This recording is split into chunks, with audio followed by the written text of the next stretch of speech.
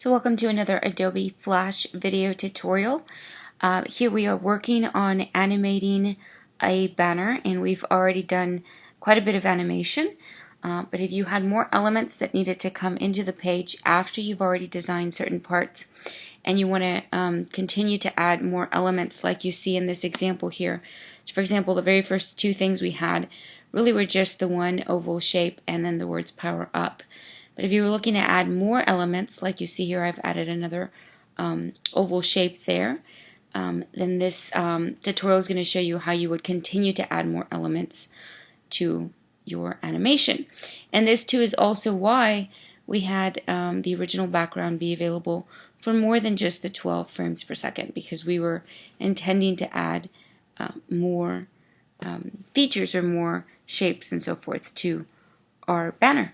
So let's go ahead, and I'm going to go ahead and really quick here just do an undo so that I can get back to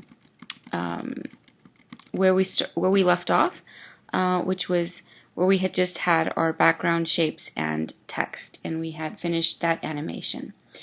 So to actually continue to add more elements, we do have to create another layer. So I'm going to go ahead and do that. And this one could be shape 2, or we could actually name them appropriately, like oval or whatever it is that we needed to do there. Okay, so I'm calling mine shape 2, and you can see that by default it did set it to, as you can see here, 24 frames, because that is the default that we had initially set for our background. So you can see as I add anything new, it does exactly that.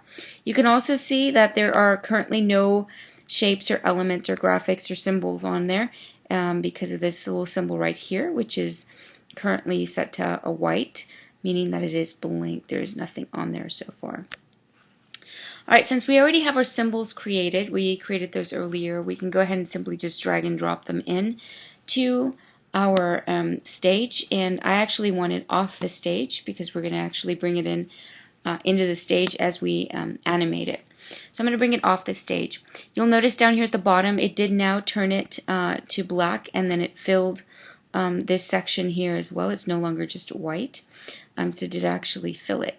Now we don't actually want this to start at the beginning. We don't want it to interfere with the first 12 frames there, so you do actually have to click and drag this over to where the point at which I want it to actually start appearing on my screen. So I'm going to drag it over.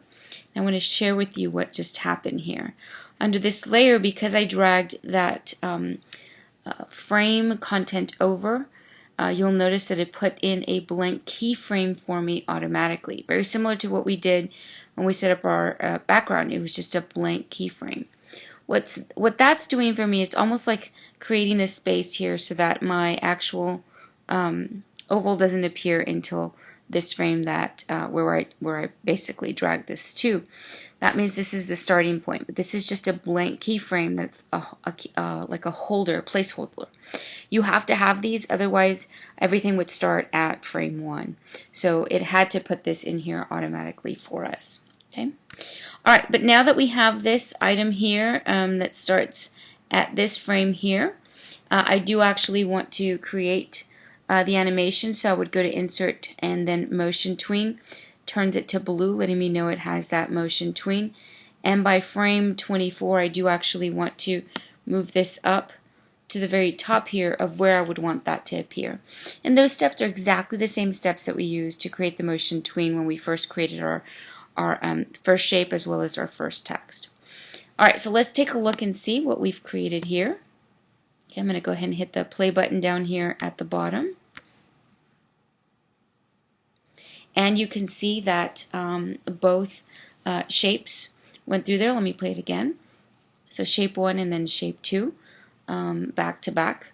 And of course you can adjust this as needed, because you can actually come in here and it'll give you those little 2 bars, so you can move it over so it starts sooner, ends sooner, etc. So anytime you see those that little symbol there, that allows you to be able to move those in and out. Okay. Right, so hopefully that helped you figure out how to continue to add more elements to your banner. But this pretty much wraps up how to create a banner using Adobe Flash with some simple graphics.